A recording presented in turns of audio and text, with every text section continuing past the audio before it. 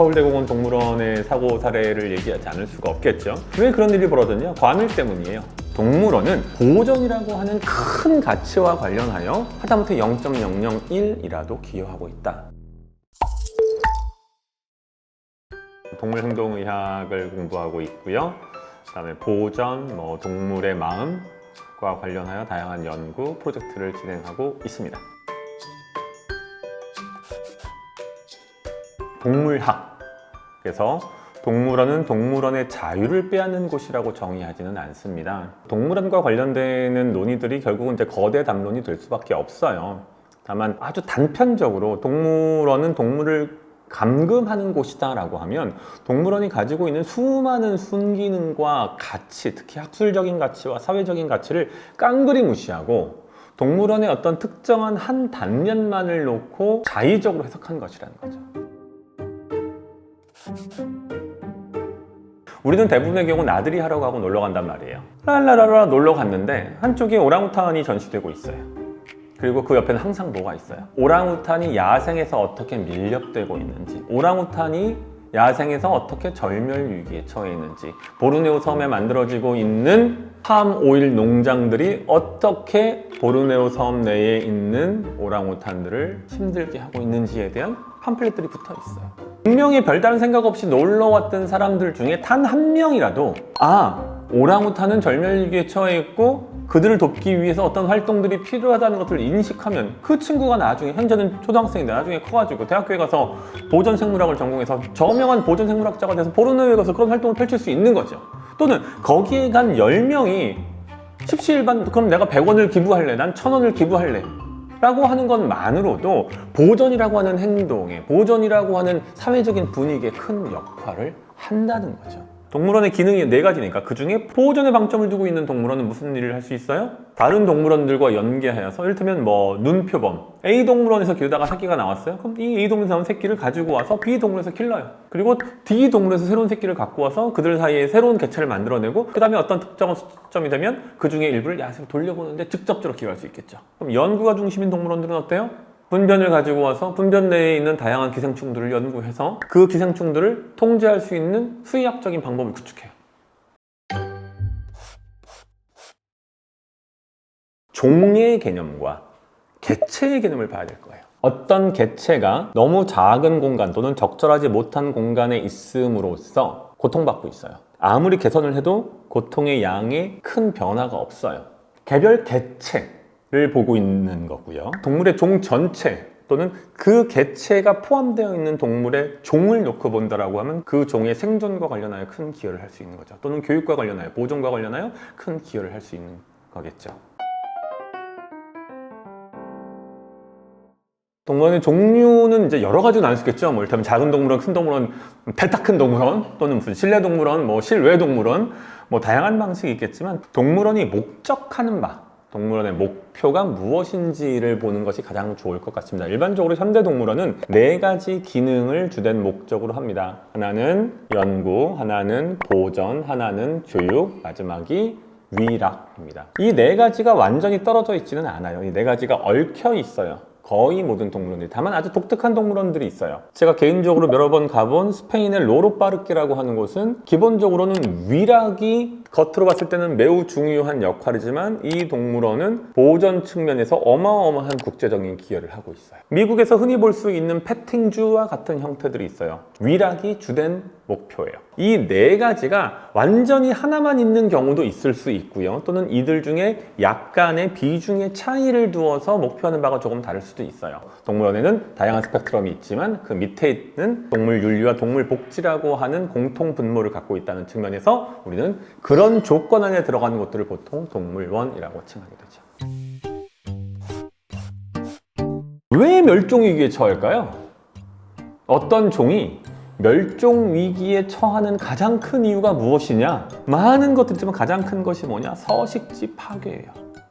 기후다? 그럼 기후. 산업의 발전, 경작지의 증가 등등 여러 가지 이유로 인해서 야생 개체가 줄어들고 야생의 개체가 완전히 절멸한 경우들이 있어요. 가장 대표적인 것이 스픽스 매커우예요. 45cm, 50cm 정도 되는 파란색 브라질 고유종이 있어요. 전 세계에 이제 불과 한 100마리 남짓 남아 있었는데 이 친구들이 한창 때 야생에선 완전히 절멸했고 사육 상태에서 30마리 이내로까지 줄어든 적이 있어요. 그때까지 스터드북, 이른바 유전적 다양성을 고려한 혈통 관리가 이루어지지 않았어요. 보존 생물학자와 개별 브리더들 그리고 동물원들이 합쳐가지고 브라질 정부까지 합쳐서 그 안에서도 어떻게든 생물학적 다양성을 높일 수 있는 브리딩 페어를 만들어내서 선별해서 지금 현재 기준으로 완전 절멸에서 벗어날 수 있었어요. 인공증식되는 과정에서 시간이 지나면서 조상들이 갖고 있던 행동과 관련한 기억, 전승되는 지식, 그 다음에 DNA에 실제로 있는 위험회피 기능 같은 것들이 소실된다고 보고돼요. 그렇다고 해서 그것이 가치 없는 것인가요? 동물원에서 그 종을 갖고 있지 않았으면, 인공증식하지 않았으면 그 친구들은 아무것도 할 수 없이 그대로 절멸이에요. 설사 야생개체와 100% 동일하지 않다 할지라도 우리는 보존을 하는 것이 아니고 보전을 하는 것이잖아요. 보존의 중심이 되는 동물원들이 있죠. 이를테면 우리나라 같은 경우에 서식지 외 보존기관으로 등록되어 있는 곳들이 있어요. 이를테면 서울대공원 동물원. 그럼 서울대공원 동물원은 여러 종의 동물에 대해서 서식지 외에 보존 활동을 하는 아주 중요한 역할을 하는 핵심 플레이어예요. 일반 동물원들도 보존과 관련하여서 IUCN 등급 기준으로 진짜 멸종위기에 들어있는 그런 종들을 보유하고 있고 번식시키고 그들과 관련하여 스터드북을, 즉 혈통을 관리한다라고 하면 그들은 엄청난 기여를 하고 있는 거예요. 또는 그런 활동에 참여하고 있지 않지만 그럼에도 불구하고 멸종위기에 처했다는 사실을 사람들에게 알리고 그들에게 기부금을 받거나 그들이 번 수익을 1%건 0.1%건 보존 활동에 기부한다. 그 자체로도 엄청난 역할을 하는 거죠. 물론 동물원이 완벽하다고 얘기한 건 아니에요.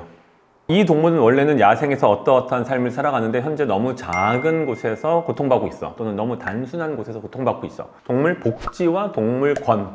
동물 복지적인 측면에서는 기본적으로 인간이 자연 또는 식물, 동물 이용하는 것에 제한을 두지 않아요. 다만 그 기저에 동물의 복지가 크게 위배되지 않을 것, 크게 훼손되지 않을 것이라는 전제를 달 뿐이에요. 동물권은 사실은 동물 해방이라는 것 개념하고 등치되는데 동물 해방이라고 하는 관점은 인간과 동물이 대등하다고 봐요. 누가 맞다라는 얘기를 제가 하진 않겠지만 동물 해방적 측면에서 본다면 인간이 동물을 통제하는 모든 상황이 부당한 거죠. 동물원은 야생이나 자연을 그대로 카피하는 곳은 아닙니다. 동물원은 결국은 인간이 운영하는 것이기 때문에 그 동물원이 가지고 있는 자원 내에서 최대의 복지, 최대의 후생을 제공하는 것이죠. 완벽하지 않지만 자연을 보조적으로 동물원이 지지할 수 있다면 자연에서 할 수 없는 것들을 자연에서 다 담을 수 없는 것들은 또는 자연이 점점점 줄어들어서 자연의 대체제로서 동물원이 역할을 한다면 그게 왜 무가치한 일입니까? 이 개체를 우리가 torture, 학대를 하는 수준이 아니라면 여기엔 또 하나 야생이 완벽하지 않다, 야생이 결코 행복하지 않다라고 하는 것도 들어가 있는 거예요. 그럼 우리는 뭘 하면 돼요? 이 개체들이 더 높은 복지를 누릴 수 있도록 노력하면 되는 문제라는 거죠. 모든 동물은 24시간 1년 365일 동안에 보이는 행동의 패턴들이 있어요. 잠을 자기도 하고 교미를 하기도 하고 먹이를 찾기도 하고 싸우기도 하고 야생 상태에 있는 동물들을 기본적으로 연구해서 그 야생 상태에 있는 동물들이 어떠한 행동 패턴을 보이는지를 봐요. 물론 그게 완벽하게 행복하진 않겠지만 그것을 일단 디폴트 값으로 보고 사육 상태에 있는 개체들에 대해서도 똑같이 분석해요. 또는 야생 상태의 개체가 없다라고 하면 사육 상태에서 우리가 할 수 있는 몇 가지 실험을 하겠죠. 1제곱미터에 넣을 수 있고 10제곱미터에 넣을 수 있고 100제곱미터에 넣을 수 있고 장난감을 안 넣을 수 있고 장난감을 넣을 수 있고 장난감을 겁나 많이 넣을 수 있고 바닥을 콘크리트로 할 수 있고 바닥을 모래로 할 수 있고 바닥을 바크로 할 수 있고 그 상태에서 그들의 행동을 정량적으로 분석해요. 과거에는 하나하나 사람이 저 같은 사람들이 비디오 돌려가면서 하품 3번 해내. 3시 20분 머리 2번 긁었네. 그것을 통계적으로 분석했었고요. 지금은 그것을 AI로 처리해요. 그들이 보이는 행동의 구성을 근간으로 해서 행복의 정도를 평가해요. 이게 부가적으로 코르티솔 농도 같은 것들을 체크해서 이제 스트레스의 지표이니까 코르티솔 농도가 낮을 때는 이러이러한 행동 구성을 보였는데 코르티솔 농도가 높을 때는 이러이러한 행동 구성을 보였어요. 그러면 이러이러한 행동 구성을 보이는 것이 스트레스가 낮다는 것을 의미하고 스트레스가 낮다는 것이 곧 행복의 지표는 아니지만 행복의 프록시가 될 수 있는 거죠. 즉 행복을 평가하는 간접적인 수단이 되는 거죠. 제가 아마 전 세계에 있는 동물원을 100군데 이상 가본 것 같습니다. 제가 가본 동물원 중에서 가장 이상적이라고 부를 만한 동물원은 독일의 라이프치히주라고 있습니다. 곤드와나라고 하는 대형 인도어 동물원이고 그 안에 동물들이 자유롭게 그냥 돌아다녀요. 그냥 거기는 그 동물들이 그 안에서 큰 질병이나 다른 개체로부터의 위협 없이 살아가요. 그런 동물원이 저는 가장 완벽한 동물원이 아닐까 싶은 생각을 하고요. 그것 이외에도 꼭 규모가 그렇게 크지 않더라도 최근에 제가 가봤던 동물원 중에는 일본 찌바에 위치한 찌바 동물원이 있습니다. 비교적 작은 우리나라 어린이 대공원 정도의 규모임에도 불구하고 동물 행동학자의 입장에서 거기에 있는 동물들이 상당히 행복하다라고 이해했어요.